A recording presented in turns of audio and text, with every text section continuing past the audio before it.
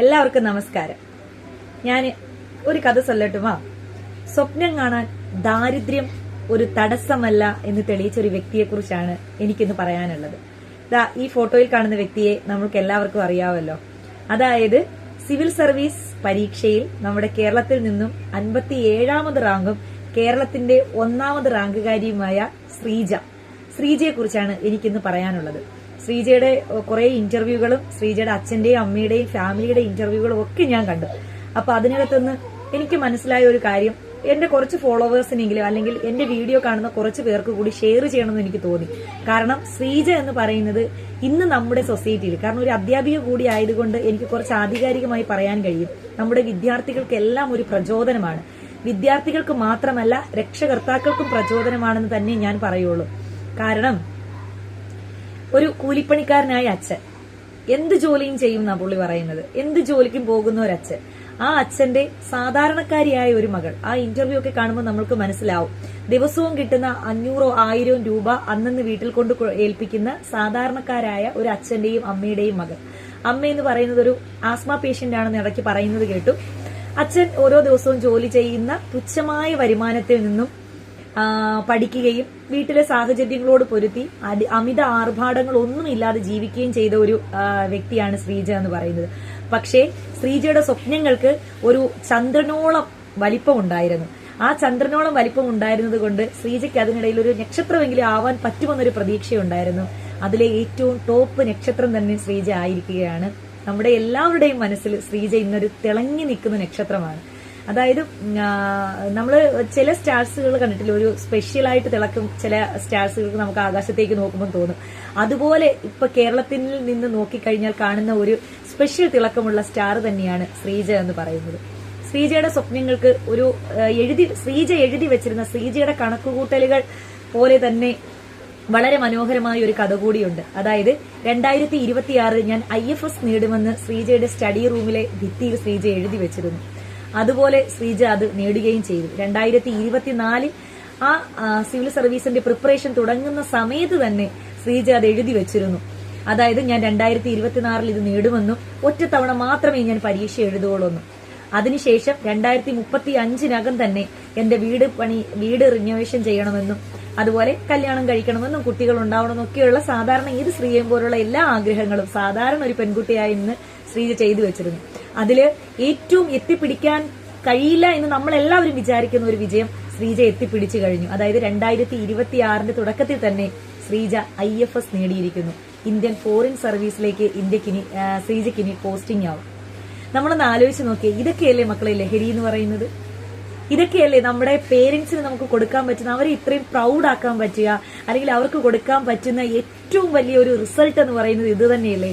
ആ അച്ഛന് ഓരോ ചാനലുകാരും വന്നെന്ന് ചോദിക്കുമ്പോൾ ആ അച്ഛൻ പറയുന്ന മറുപടികളാണ് എന്നെ രസിപ്പിച്ചത്. എത്ര നിഷ്കളങ്കമായ ഒരു മനുഷ്യൻ, എത്ര നിഷ്കളങ്കതയോടുകൂടി മകളെ ചേർത്ത് പിടിച്ച് അദ്ദേഹത്തിന്റെ ദാരിദ്ര്യവും അദ്ദേഹം കടം വാങ്ങിയതും അദ്ദേഹം പണയം വെച്ചതും ഭാര്യയുടെ ട്രീറ്റ്മെന്റിന്റെ കാര്യവും സഹായിച്ചവരെയും ഒക്കെ എടുത്തു പറയുന്ന ആ നിഷ്കളങ്കമായ ഒരു മനസ്സ്.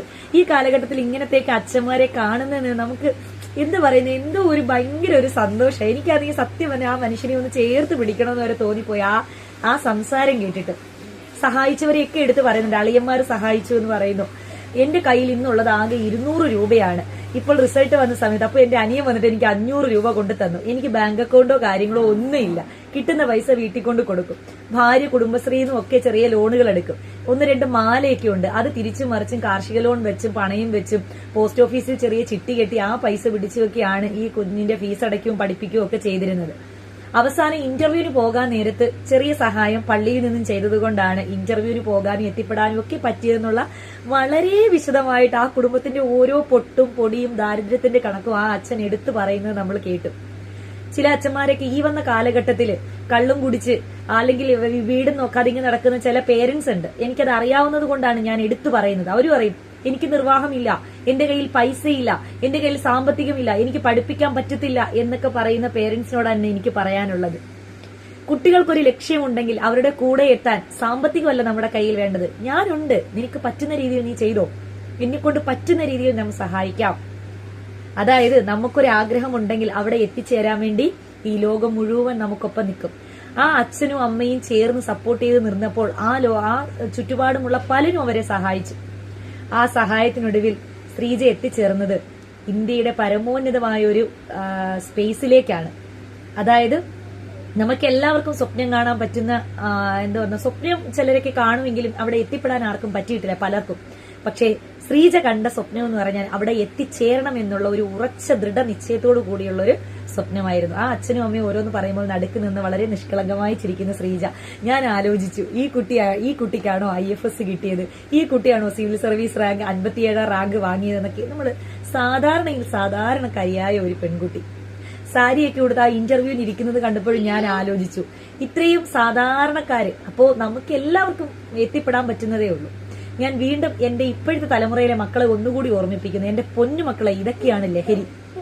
അല്ലാതെ ഈ വല്ല ഇതും കുത്തിക്കയറ്റി അല്ലെങ്കിൽ ഇങ്ങനെയൊക്കെ പുകച്ച് വല്ല കള്ളും കുടിച്ചൊക്കെ ഇങ്ങനെ തുള്ളി നടന്ന് പാതിരാത്രി ആയാലും വീട്ടിൽ കയറാതെ വൈബടിച്ച് രാത്രി 2 മണിക്ക് മസാല ചായ കുടിക്കാനും ഉത്സവ പറമ്പിൽ പോയി കിടന്ന് അടിയുണ്ടാക്കി തല്ലുണ്ടാക്കി വീട്ടിലേക്ക് തിരിച്ചതല്ലാതെ മസ്തിഷ്ക മരണം സംഭവിക്കാനും ഇതൊന്നും അല്ല മക്കളെ ലഹരി എന്ന് പറയുന്നത്.